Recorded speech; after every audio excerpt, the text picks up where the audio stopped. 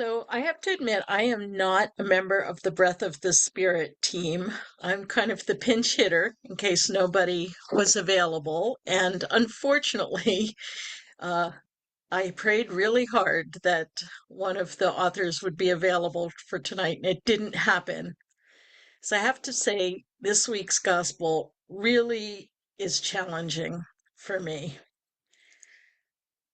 It took a lot of sitting and praying with this gospel and trying to think about it in the context of our journey towards hope for me to find any meaning. I think this feels like a really disjointed reading, and it has some really harsh sounding words from Jesus, and it just didn't offer an image of the divine that resonated with me or drew me towards deepening my Lenten connection.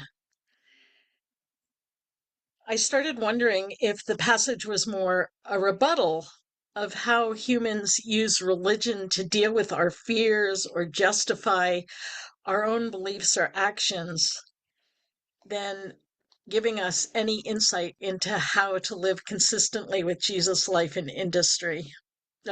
ministry. Sorry. But eventually, as I sat with this reading, I did find some connections, and I hope they provide some new perspective. And we'll be curious to hear what comes out in our sharing together later. So, in the first half of this gospel, it sounds like Jesus is rebutting some contemporaneous responses to recent locally known events. Some Galileans had been slaughtered by Pilate, the very same brutal Roman governor that Jesus will appear before after he is arrested in a very short time. In another instance, some 18 people had apparently been killed in a tragic structural collapse. The human need to find some rationality in horrendous events seems to have been as real in Jesus' day as in our own. For me, that part of the reading took me back to the visceral anger that flared for me every time I heard people with AIDS blaming those victims for their illnesses and even their deaths. What did they expect acting that way? This is a disease that results from evil lifestyles. And the worst, God is punishing people for acting against nature. Many years removed from the height of the crisis, where many of us lost dear friends, partners, and family members in unimaginable numbers, I can believe that these claims were made in fear and ignorance. But the same kinds of messages are echoing in the current demonization of immigrants, liberals, other nations, and even heroic figures who are Black, Latino, Asian, LGBTQI, and especially transgender people. If somebody is not like us, we're somehow protected from the evil that befalls them. Jesus uses some pretty threatening language to respond to those who are listening to him. But I think that the point he's trying to make is that all of us humans are vulnerable to tragedy, whether through a random catastrophe or evils perpetrated by other people. So, for me, the message of the first part of the gospel is not so much about deepening our relationship with God, but a reminder that we're all part of the human family.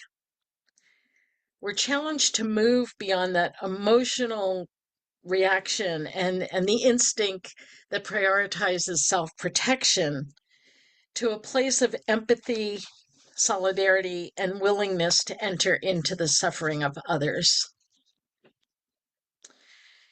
In the parable of the unproductive fig tree, I think there's also a message of empathy that feels pertinent to the here and now. The landowner assessed the worth of the tree only by its productivity. There was no sense of its essence, its beauty, or any consideration that it might be failing to thrive because it was not getting what it needed. Just get rid of it, chop it down. The vine dresser brought a different perspective to the encounter, and importantly, dared to challenge the landowner. There was no guarantee that the landowner would listen to the gardener and grant the tree some more time and presumably more attention from the vine dresser to figure out why the tree wasn't flourishing and let its needs be provided for. However, if the gardener had not spoken up, the tree would surely have been destroyed very quickly. We're not told what happened and whether the tree ever did produce fruit.